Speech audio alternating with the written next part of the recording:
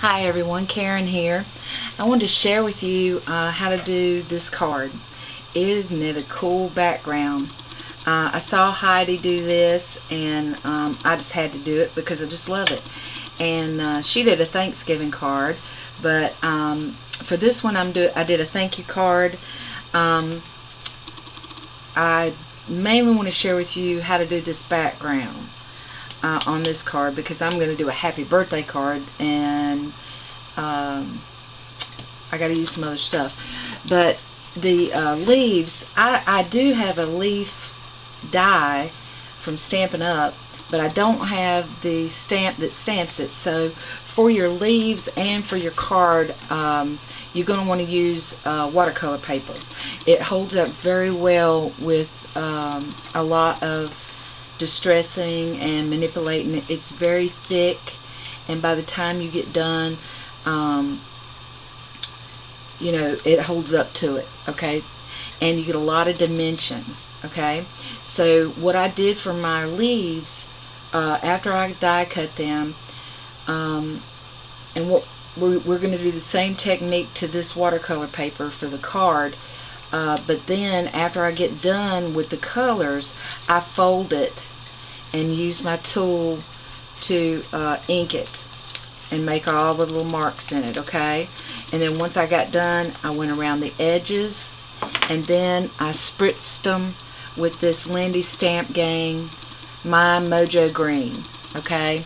And so that's how I got these leaves, and because I did two sets of them at the same time, okay?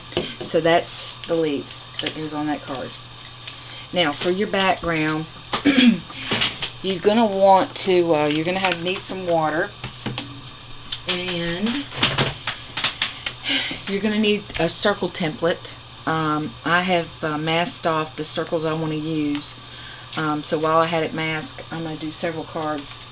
That's why I thought I'd share with you. You're gonna need some distress ink. I'm using, and you use about the same colors on the card and the leaves. I did. Now you don't have to, of course, but I'm using some. Well, in fact, we need to line them up in the order we're going to use them. Okay, mustard seed. You can put some of that. Then you're going to have rusty hinge, barn door. Oops, put that in the wrong place, but doesn't matter. And vintage photo. Now these are the ones that I used mainly.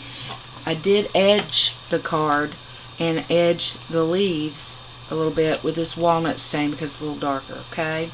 And in the very end, when I do the white technique, I did not have Heidi used a mixed media white. I used this Stampin' Up Whisper White, which is a pigment ink, okay? So, and all you're going to do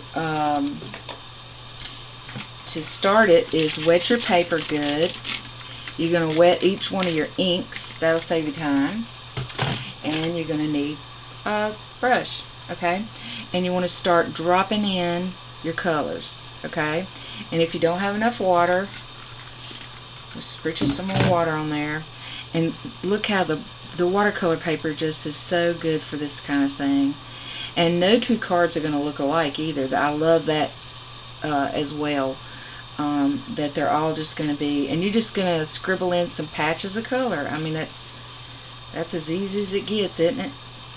Now, as you're adding your colors, you want to blend the edges a little. That's what she was kind of doing. And that's pretty much the look we're going for. So we want watercolor. I'm going to go straight into this red. Come around.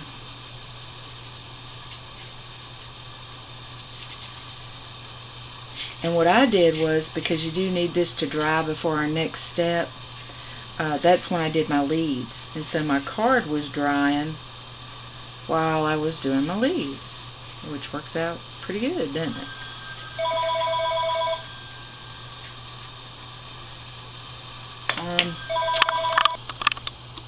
I'm sorry, that was the hospital. I had to answer that. But I went ahead and dried my card. But you're probably going to go ahead and make your leaves while you're waiting for yours to dry, or you could dry it with your heating tool, okay? And we're now on to the next part. You start with your largest circle first, and you want to go directly on your ink pad and just start adding circles, okay? Just randomly all over the page, okay?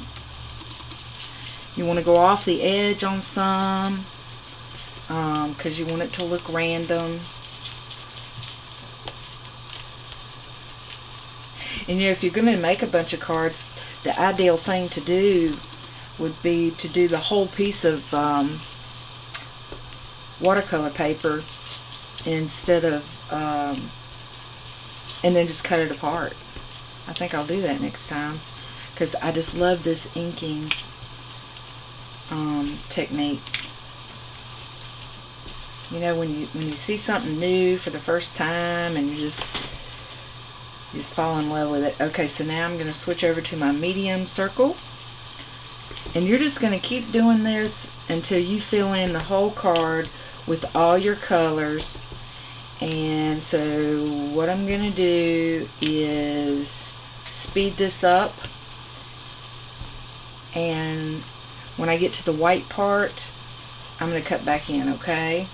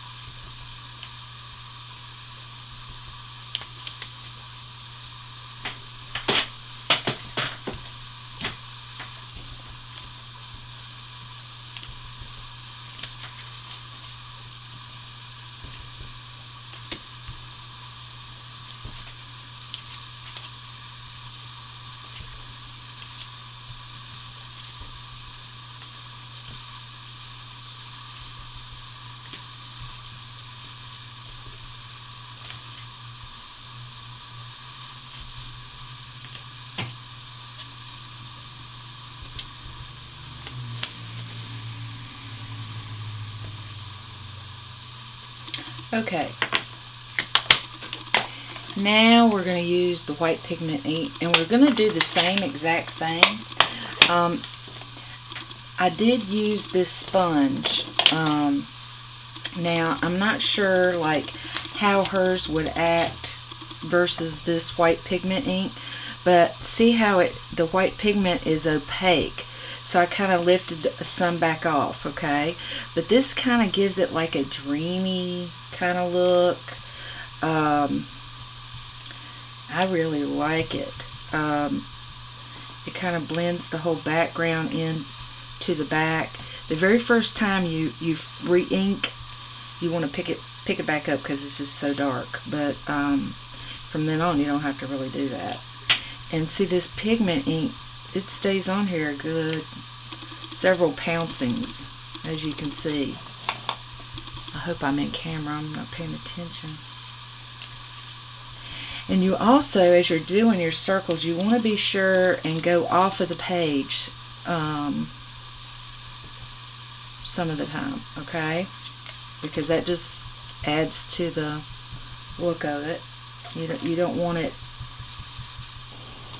Then she took a cotton ball and just kind of lightly blended in the colors. And there again, you don't have to. It just kind of smooths it out. Even on this pigment ink, it does kind of smooth it out, blend it out a little bit. And you still can see your dots, the white ones too. But isn't that just the coolest thing? And then your last step will be that you'll edge it in your dark walnut color. But whatever color scheme you're using, I even am probably going to do this one since it's a birthday card. I'm going to spritz it in some